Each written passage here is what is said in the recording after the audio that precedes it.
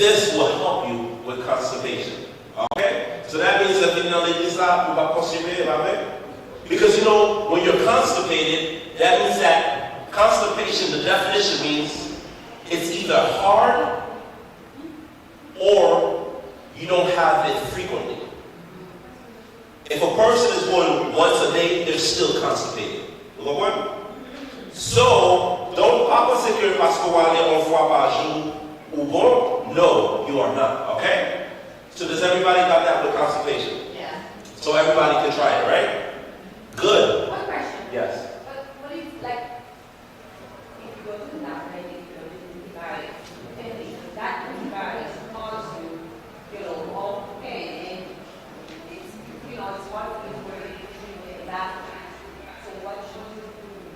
So after Well, vraiment, il y a un médicament qui est antibiotique qui a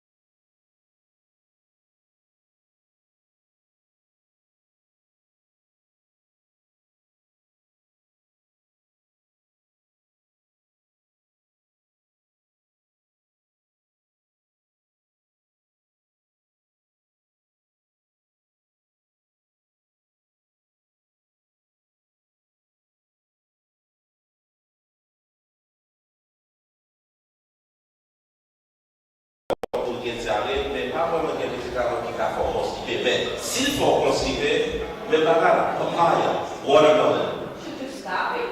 Stop it. Mais il dépend des coups qui sont antibiotiques. Si tu as une infection de bagaille, now it's the risk and the benefit. Parce que si la guéri bagaille pour bagaille, the same thing is, also when you eliminate white rice and meat from the diet, naturally your body, not that you're going to be skinny. If I miss what's going to happen is that your body will go back to its natural weight. You're not going to become skinny. No. Whatever your natural weight is, your body's going to bring you back to the natural weight. So you don't have to worry about, I'm going to be too skinny, or my shit is 60. No. You're going to be fine. You're just going to go back to whatever your natural weight would be. Okay? And so eliminating white rice and meat, if you want to lose weight, that's a nice natural way to lose weight. But you need the twins to lose weight. Diet and exercise, and add the triplet lifestyle. Parce que if you're exercising but eating McDonald's, it's like you putting money in a bag with a hole in it. Right? That's what it's like, okay? So we talked about constipation, that's good. Now, let's go to the next slide. That's losing weight. Now, I told you a little bit about losing weight, about it. One simple way to lose weight is, if you're going to drink something, just drink water. Because water has no calories. Because at home, you drink a whole bunch of soda, you drink a whole bunch of juice, and every time you're drinking 210, 410 calories. There's a certain calories per day that's your max, and all of us basically go above that max. So losing weight could be simple. If you even just change what you drink to water alone, you could even in about 3 weeks just lose 5 pounds alone just by that. You know? But then, like I said, eliminating meat from the diet and white rice, because the white rice is also white pasta. Donc, on vient de nous spaghetti. Pas que pour la spaghetti, mais on va manger spaghetti blanc. Not white spaghetti, no. If you want, you can have natural whole wheat spaghetti or natural brown rice. Et pas parce que sauce pas fancy à marron, ça va tirer marron, ça c'est tirer blanc. Tirer c'est blanc. So not because the green puree makes it brown, that's not brown rice. And yellow rice is still white rice, okay? So let's do that, okay? And in exercise, even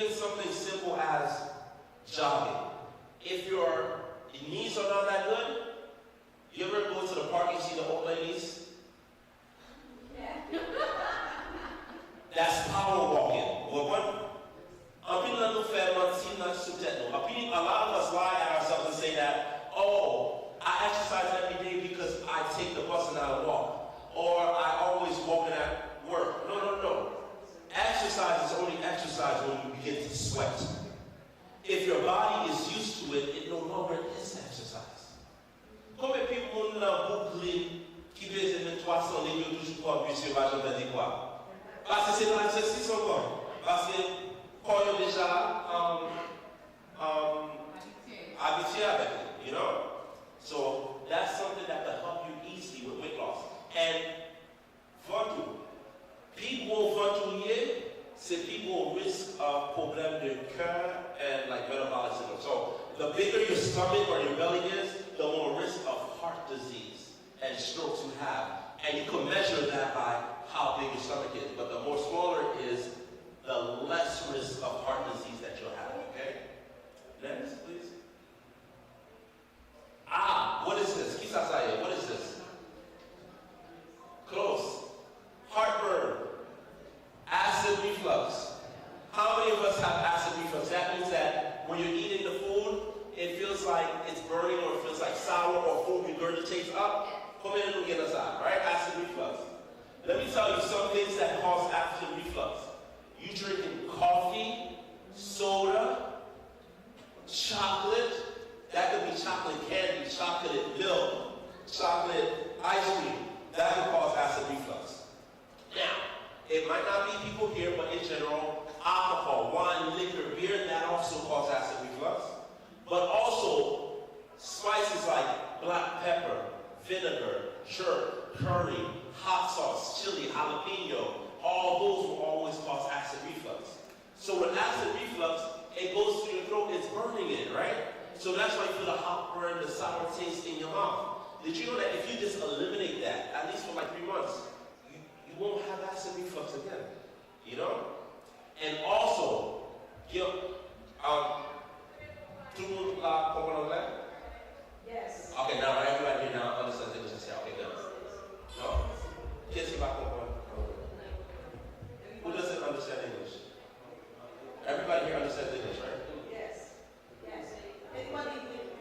Everybody here understands English, right? you just started. Who comprend l'anglais? Est-ce qu'on comprend l'anglais? Huh?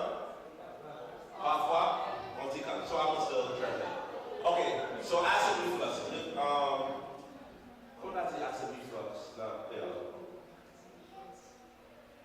Un petit peu ça que l'on senti dans le cœur brûlé, en gauche là brûlé avec manger à quatre voltiges, retourner. On l'a fait assez, non? So café, soda, chocolat, alcool, tafia, some pickles,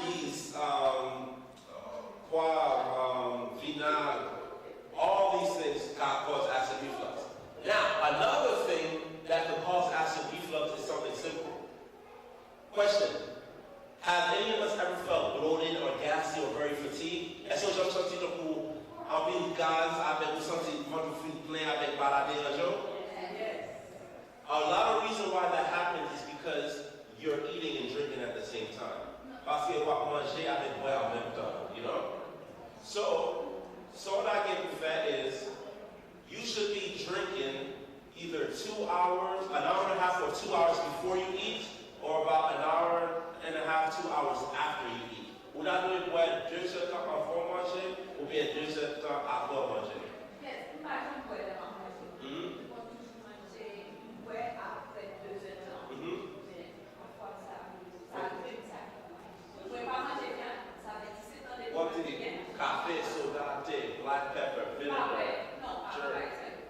No, what I'm telling y'all that you got jerk, curry, hot sauce, pickles, a lot of people have black pepper, paprika. That's the game who keep it there, Maggi, and then no Maggi, they get all these other stuff in there as well too, you know? And they also get feet. There's women who like to wear the girdles that's tight because they want to be cute, sexy, or and all that. That causes acid reflux because it pushes on the sphincter of the stomach right there, calls it up. That's also called acid reflux too. And the beans cause acid reflux. Wow. Beans.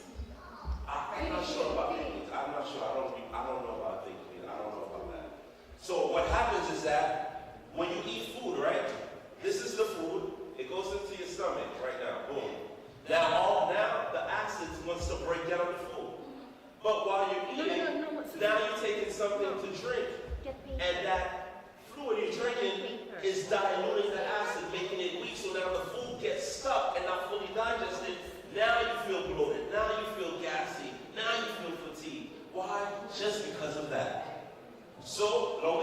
have when you go home, try it. Now, Susanti Bushu Sek.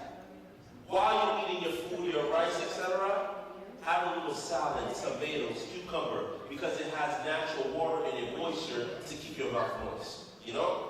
That will help you a lot, okay? So that's acid reflux.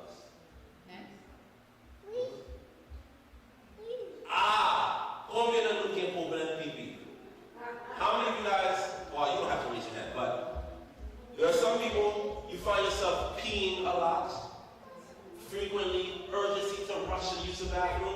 Sometimes some of us leak urine on ourselves before I can get problem pipi to my side, all right? So, he's like, he got by problem pipi. What could give us problems peeing? Coffee, soda. You know, tea will make you use the bathroom a lot. Let me give you a principle. They go up with tea.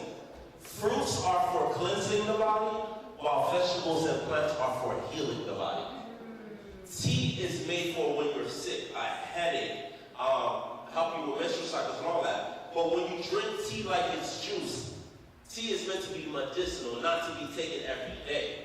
So, and a lot of tea, it naturally makes you pee. So sometimes you wonder, why am I peeing so much at work? Well, are you having tea, soda, Red Bull, Monster, C4, chocolate, you know, that'll cause you.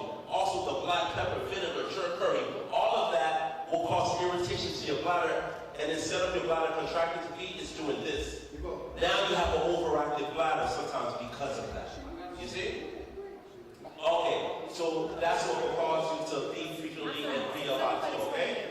Now, yes, if you have diabetes and high sugar levels, that can also cause you to pee a lot as well, okay? There's some people who leak urine on themselves. That can happen sometimes. Sometimes if they're pregnant, they deliver. That can happen. But also, it can happen if they have surgeries or whatever. Okay. So if you know somebody, or if you leak urine when you cough, sneeze, laugh, etc., this is what you can do. It's called Kegel's exercise, right? And the proper way to do it, men can do it and women can do it. This is what I would tell you to do. What you would do is, when you go to use the bathroom, the first time, not any other time, the first time when you go to the bathroom, to know the difference between your abdominal muscle and your pelvic muscle, pee a little bit, then stop, hold, squeeze tight 10 seconds. Pee a little bit more, then stop, hold, squeeze tight 10 seconds. The muscle that causes the urine to slow down or stop, that's the pelvic muscle. So now, when you're not in the bathroom, when you're sitting like you are with me, when you're in public transportation watching TV, do that 50 times a day. Squeeze tight and hold. 1, 2, 3, 4, 5, 6, 7, 8, 9, 10. That's 1. Do that 50 repetitions each day, and from 8 to 12 weeks, so 2 to 3 months, you should notice a 40 to 80% in the leaking of urine, as well as urgency of urination, and also if you ever have pain during intercourse, it'll also help with that as well. Simple Kegel's exercises. It's both for men and women that leak a lot of urine, etc. That's a natural way to help it. And I have patients, and a lot of them start feeling improvement by 5 or 6 weeks. Some of them 80% better, some 100% better. Worst cases, some still get 40%. So that's something natural you can do, okay? Well, what's the next one? What am I showing you right here? Eczema? Sure, it's something, right? Some type of dermatitis. Let me tell you the truth, right? Question, what's happening this side? Just so I can know that. That's oil. Okay, good, good. With the berries. When I was doing house calls, right? They were almost finished. I could never get a dermatology consult, you know? Because they would never get to the patient. So I said, you know what, I gotta figure something out. So some people would have some skin problems, wounds, and all that stuff. And I said, I think this works, and even if it doesn't work, you're not gonna die from it. So one patient, I said, you know what, I'm gonna purchase black seed oil. It's called black seed oil. And I didn't have a real regimen. I just said take it twice a day for 2 weeks. Because if I gave you Lotrazone cream or clotrimazole beta-methazone, it's about 2 weeks. So let me see what happens with black seed oil. You're not gonna die. Nobody's watching me. Not that I'm gonna kill them or anything, but nobody's watching me. So I said, let's try. Everyone's really African, so they didn't mind anyway. I told them twice a day for 2 weeks. Within 5 days, their wound and scars healed. And then I realized black seed oil is also good for psoriasis, eczema, dry skin.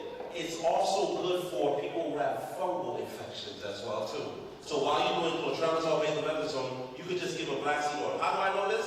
Well, I had a patient who was basically paralyzed at home, and I was going to give him clotrimazole, but I said, you know what? I could give you black seed oil too. Not that I knew it helped with fungal infection, but with my other patient, I knew it helped with her psoriasis and all that. So I said, what's the worst that could happen? I'm giving you both at the same time. So 4 weeks later, I came to the house. They said, oh, the clotrimazole cream just came today. So I didn't get a chance to put it on. But I put on the black seed oil. And you know what? In the same 5 days, it was gone. So I was like, oh, so black seed oil also helps with fungal infections. How do some people get fungal infections? Sometimes because you sweat a lot. Some areas that you sweat the most, under your arms, right? Underneath the fold of the breast, in the private area. Because it's wet and moist and it doesn't get dry easily, you could develop fungal infections. Or patients with diapers and they peel up and it takes long for them to get changed. They could get fungal infections. So if you don't have medication, order on Amazon. If you have Jamaicans or like Trinidadians here, go to the store, black seed oil twice a day for about 2 weeks, that'll help it out. If you have a wound or cuts too, you can purchase aloe vera, the plant. Aloe vera, the plant. And then you're going to take the white clear gel out of it, and you can put it on twice a day or like for 10 minutes each time. It'll help clear up wounds so that if you're going to have a bad scar, it'll be even a lighter scar. So you can do aloe vera. And also, if you have an acid reflux, I forgot to mention, or a gastric ulcer, you can actually do a mix of cabbage and celery and even aloe vera 2 times a day for about 2 weeks. That helps with gastric ulcers and gastritis as well. I know it because I had a gastric ulcer and I didn't have it. The thing was, when you eat low, what's your issue? When you take cabbage, that one is rough coming down. You're like, Lord have mercy. And aloe vera, yeah, I know. How big it'll be? Cabbage and celery. And the gel part of aloe vera. You know, that helps help with gastritis, acid reflux, all of that. O cara pode vir uma ação, o bem tá com o tepaio deve sucar toda, but to shua para bullet. But it's going to be good for you, you know. One Sarah has a question. What's that? Yes. Anything for vision? At this moment, I don't know anything now because I haven't tried it on any patients. I'm telling you. How often? Tout ça là, c'est ça actually fait avec passion, and they actually work. So I'm telling you all that I've done with patients, and I've told other people too. Okay. Write them up. So you get ça. The berry. Okay. And the. Nous pas besoin de lever menus, nous pas appeler, but how many of us have ever had urinary tract infections? Or even yeast infection, things of that nature. So here it goes. I can speak. Frankly, it doesn't matter. So here it goes. Here are some reasons why people have urinary tract infection. Men can also have urinary tract infections too, okay? So number one, let's say, if you're constipated, you can get a urinary tract infection. I'll explain. You have a question? Oh, okay. If you're constipated, you can have a urinary tract infection. Why? Because the colon is now full with stool and it pushes on the bladder and now you can't empty out your bladder. So that's why you get urinary tract infection. Another reason why you get urinary tract infection, because you hold your urine for a long time. You're either watching your favorite sitcom or comedy, you're either at work for a long time. Listen, urine is waste. If waste stays inside you, it creates an environment where bacteria is developed, created, causing irritation and then infection. So the same way, if you have a kitchen with trash, if you leave the trash in the kitchen, it's going to start to smell. Then you're going to start to have roaches and mice come. So the same thing happens with the bladder. So when you need to pee, go and pee and eliminate it, because if you don't, you'll get a urinary tract infection. And a urinary tract infection is any infection in the urinary tract. So that means if it's in the kidneys, pyelonephritis, the ureter. If it's in the bladder, cystitis. If it's in the pee canal, the urethra, urethritis. For men, it's also going to go into epididymis, epididymitis, testicles, orchitis, both epididymitis, prostate, prostatitis. All of that is a urinary tract infection. And sometimes when it gets worse, it goes from the bladder and it travels to the kidney. When it travels to the kidney, that's when you have the shaking and all that, and it can go to the blood, causing sepsis. So the fact that you watch it, got it on match basket, you watching the novela Super Sayo. When you need to pee, go and pee. So get what people and you know why a lot of women get urinary tract infections? Parce que tellement nous pensons nous demoiselles, oh, je suis fille, pas besoin à toilette dans l'église, ça me fait tout le temps après l'église finit 5 ans après, boom, urinary tract infection. Le qu'on y a oublié tout l'air, le sauvement, dans tout bagage ça, c'est qui est au toilette? C'est qui est au toilette là? Et on est ça qui est au toilette? Right? What else can cause urinary tract infection? Some women, they douche. I'm going to come back to douche now. Let your mettez protein dans la vagina. Douche. If you douche, you could get urinary tract infection because it kills the good bacteria. You know what I mean? Not only that, what else could cause urinary tract infection? I'm going to just speak clearly so you can know. Antes qu'on s'arrête souvent lié avec vous faire l'amour, assurer que vous pipi après. Parce que une fois on va pipi après, ça va avoir plus de chance de développer un urinary tract infection. So if you're married and you're making love, make sure you urinate after intercourse, because if not, you could develop a urinary tract infection, okay? People who are wearing tight underwear, you know? Things like thongs, tight underwear, all that stuff, or that can cause a yeast infection and a urinary tract infection, you know? And then trying to be as proper as I could possibly speak. So if you are a female, let's say you're married, but you're engaged in receiving oral intercourse, know that the mouth is the dirtiest thing. You could get a urinary tract infection simply because of that as well. That's how you get urinary tract infections, okay? So like the toilet bowl is cleaner actually than the mouth, okay? So these are some things you can do to prevent to get urinary tract infections. But if I have the urinary tract infections, what can I do? Here goes something you can do, right?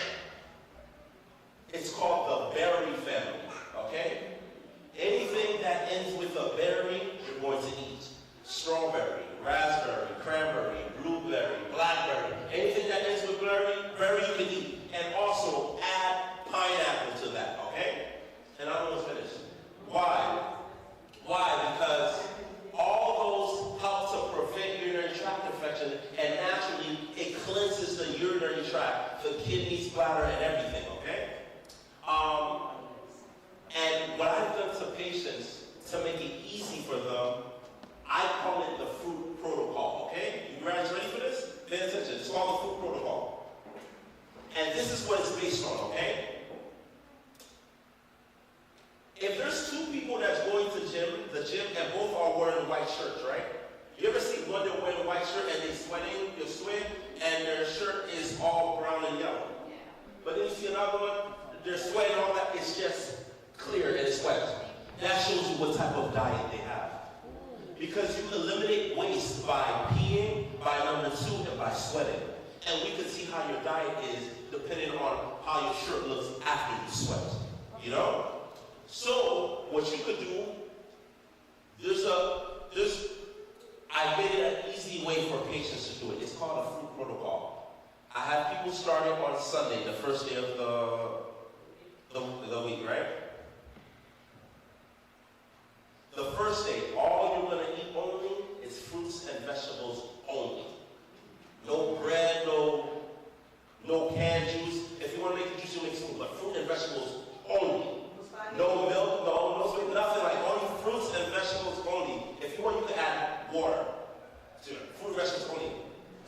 Sunday, fruit and vegetables. Let's say Sunday, fruit and vegetables only. Then Monday, you can have your regular food. Then Tuesday, fruit and vegetables only. Then Wednesday, regular food. So the first week, you're going to alternate with fruit and vegetables only, okay?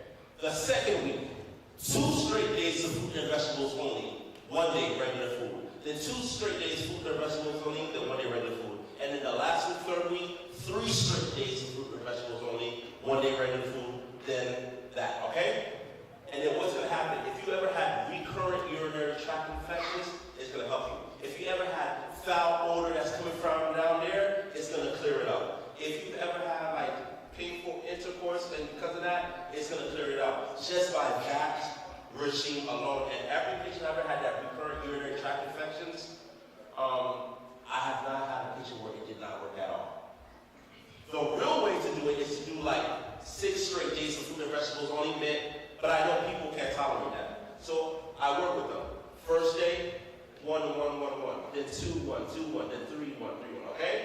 That's a natural way that fruit and berries will help eliminate urinary tract infections, recurrent urinary tract infection, pelvic pain, foul smelling urine, foul smelling odor from the male penis, from the female vagina. That's a natural thing to do for that, okay?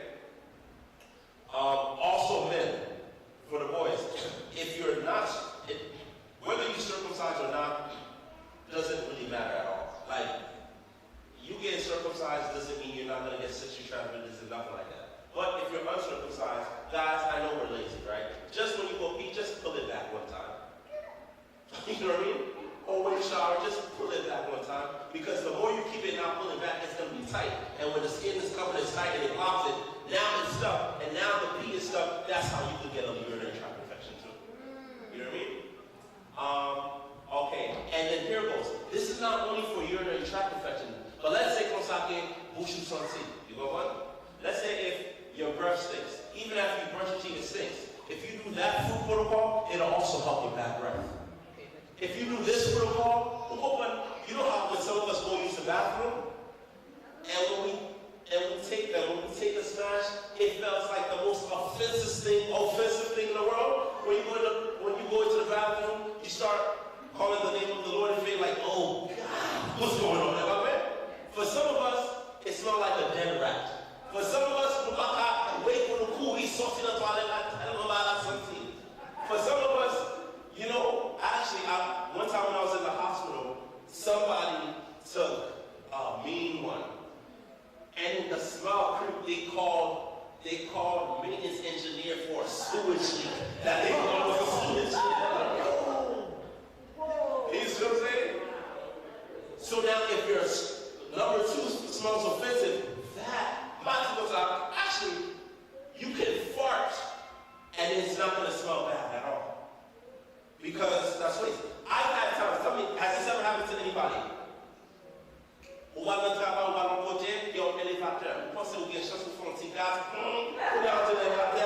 don't do like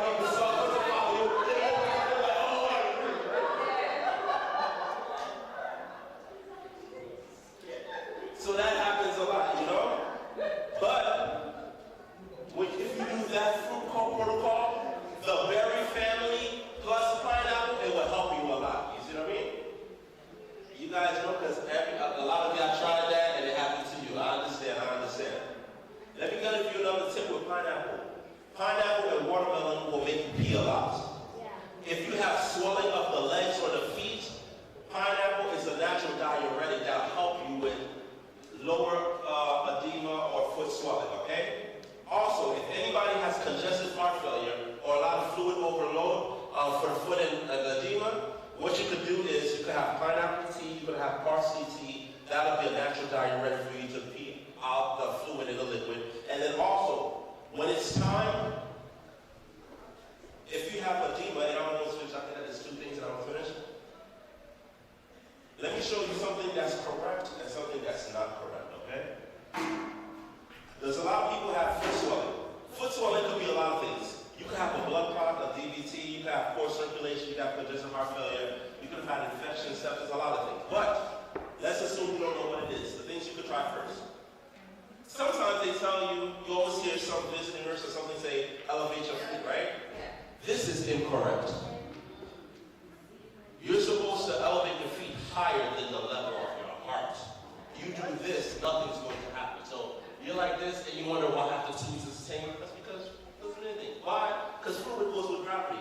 top down. So now you have to reverse gravity. Since you're not flexible, you have to lay flat in bed, and when you lay flat in bed and you put it up, at least 2 hours a day for 3 or 4 days, you will see improvement, okay?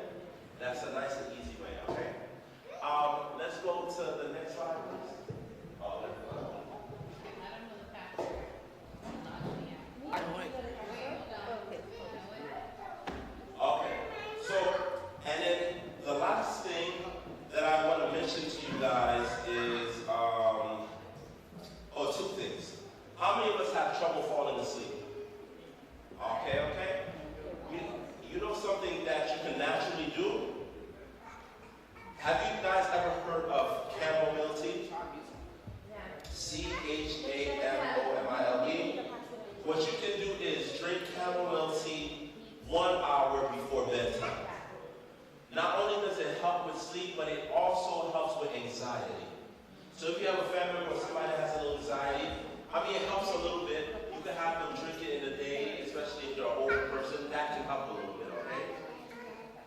If it doesn't help, another thing that you can do is you can go and buy lavender oil. Lavender oil. And what you can do with the lavender oil, you can put it in an oil diffuser and smell it while you go to sleep. Or you can massage the lavender oil on your neck and your shoulders and chest 1 hour before bedtime. That will help with sleep. Or you can take the lavender oil, massage 1 hour before bedtime, and drink the chamomile tea. It's a natural way to help you go to sleep. But also, eliminate the coffee, soda, the caffeine, all these things that cause you not to be able to sleep, okay? And then the last thing I'm going to do is, how many of us suffer from pain? You can do that? You got pain? Okay. Write this down. Here are some natural remedies that you can use for pain, okay? I'm not familiar with this area, but what you could do is you can go on Amazon, and I want you to purchase castor oil. You must get it. I want you to purchase eucalyptus oil. I think eucalyptus. Eucalyptus oil. EUCALYPTUS. Eucalyptus oil. I also want you to buy lavender oil. And the last oil is the big daddy of them all. Frankincense oil. I think it's FRANKINCENSE.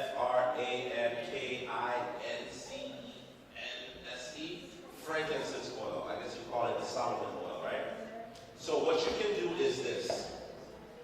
If you want to try it, if it's for just simple pain, take the castor oil and, let me start off with this. With all of these oils, you can put it on your skin, but some people have sensitive skin. So if you have sensitive skin, if you have sensitive skin, you can use a carrier oil like jojoba oil, coconut oil, castor oil, because that will take the irritation away. So if you, yes. Castor oil you could drink. You cannot drink eucalyptus oil. You cannot. Castor oil you could drink. You cannot drink eucalyptus oil. But check it. There's some oils you can drink and some oils you can't drink, okay?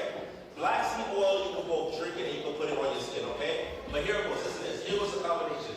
If you have a little bit mild pain, eucalyptus oil plus castor oil, mix it together. Massage in the area of pain. Don't just pass it on, no. Massage into the area of pain for about 5 minutes. And then put a electrical heating pad for 30 minutes. That will help with your pain. If you have more pain, now add the eucalyptus, castor oil, and the lavender oil. 3 together and all that. But if you have the worst pain in your life, that's when you add all 4 with the frankincense, massage in the area of pain for 5 minutes, and then put a heating pad for 30 minutes. There's a lot of patients that had pain of 10, and then after that it was 80% improvement. And some of the pain was relieved for 2 hours, 4 hours, 12 days. I have patients who was relieved for 3 days, okay? And it's for even if you have pain in your shoulder, your arm, your neck. These oils, when they're combined, they help with muscle, bone, joint, and nerve pain. So even if you have neuropathy, it also helps. How do I know this? Because when I was in hospitals, I could never get a hold of pain management. I went to one patient's house, and we're finished. He had a little inguinal. I had him pull down the pants and I saw a little patch. I was like, is that a lidocaine patch? He's like, no, it's a eucalyptus patch. I was like, does it help you? He's like, yes. So eucalyptus? Let me try this. Another patient I have. Put on eucalyptus. This other one, put on castor oil. This one, add the heating pad, don't add the heating pad. So then when I came to the next patient, she said, I put the castor oil and it helped so good. I put it all over my body. And my nerve pain helps. I was like, oh, so it helps with nerve pain. The other one, yeah, I forgot what your instructions was, so I just mixed both oils together. Oh, so you mix it and it helped even more? Boom, so now I'm doing my little experiment and I'm learning because it's not going to kill me, so let's do it, you know? And now I realize that for nerve pain, joint, muscle, so even if you have a headache, and the headache is not because of coffee, because of head injury. Sometimes you have headaches because you're stressed and it builds up here, so you just might need a massage once every 2 weeks, okay? But if you have a headache and you can point to it, massage, mix those oils and massage in the area, it'll also help with headache. And if you know if you let go of coffee, soda, chocolate, and all that, it'll improve your vertigo or your dizziness 80%. Just letting you know of that, okay? So, I had a little bit more, but we don't have enough time. But I give you stuff on pain, UTIs, skin, acid reflux, constipation, weight loss, and let me give you one last one. Some of you are not as young, but you're young at heart. If you have painful cramps or menstruation, right? What I've told different friends to do and try, you could try if you want.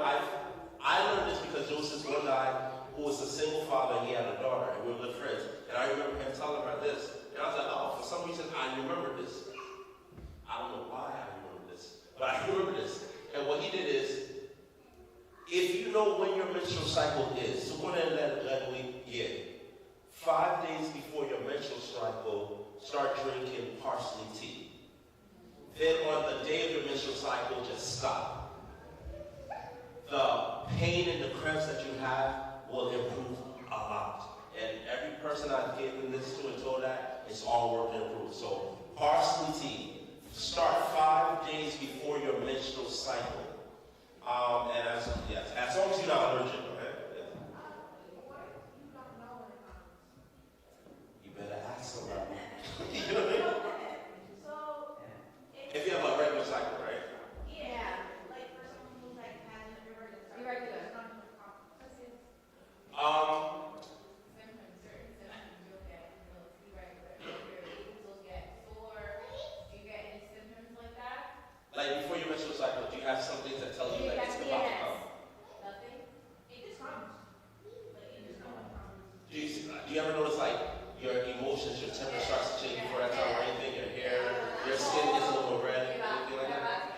Your hands change color, your lips. Not really, no. It just comes. It's a natural.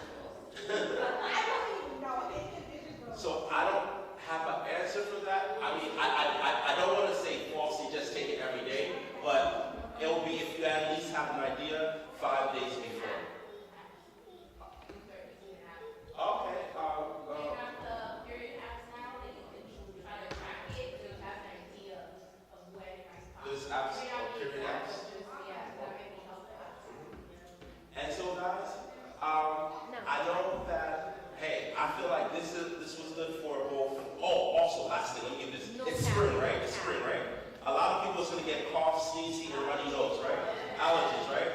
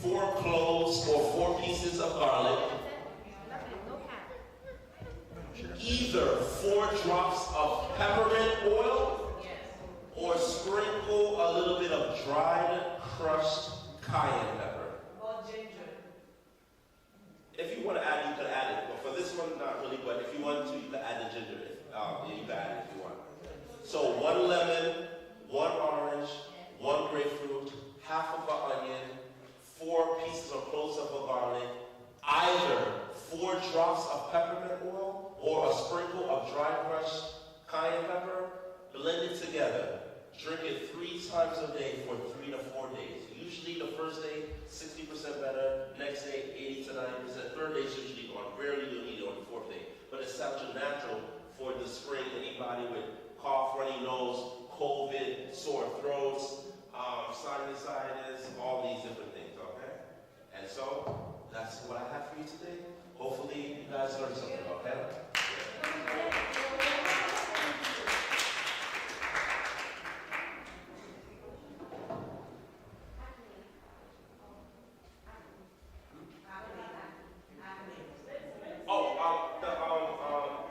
You drink a lot of water and a black seed oil.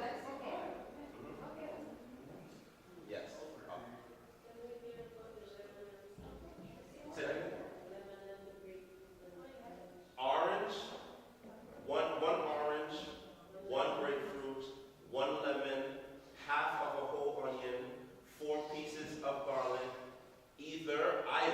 You can do both, but you either 4 drops of peppermint oil, that's edible, or sprinkle dried crushed cayenne pepper. Mix it all together. Drink 3 times a day for 3 to 4 days. That's good for strep throat, cough, runny nose, sinusitis. That's all good for that. You know what I mean? Do that. Oh, and then write this down too. I'm sitting down. If anybody has asthma, right? Pomegranate, ginger, and honey. Drink that. It will reduce the symptoms of asthma. Okay? I don't know. So, Thank you. not a problem. Thank you. That's awesome.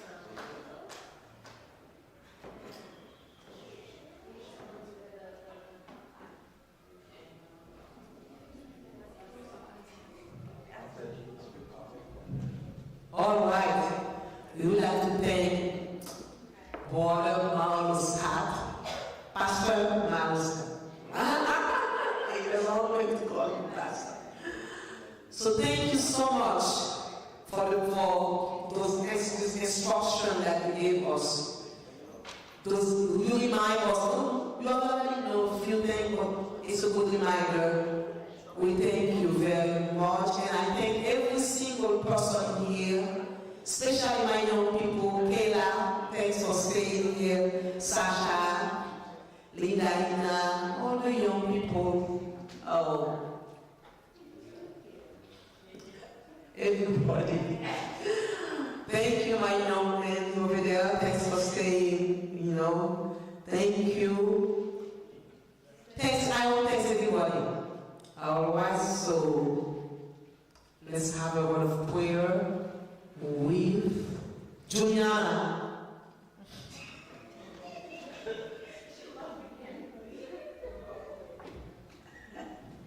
Juliana is going to pray for us.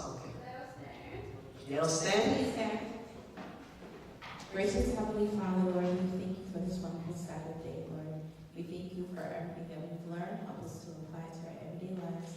Continue to be with us throughout the rest of the Sabbath day. Be with us throughout the week. In Jesus' name, I pray.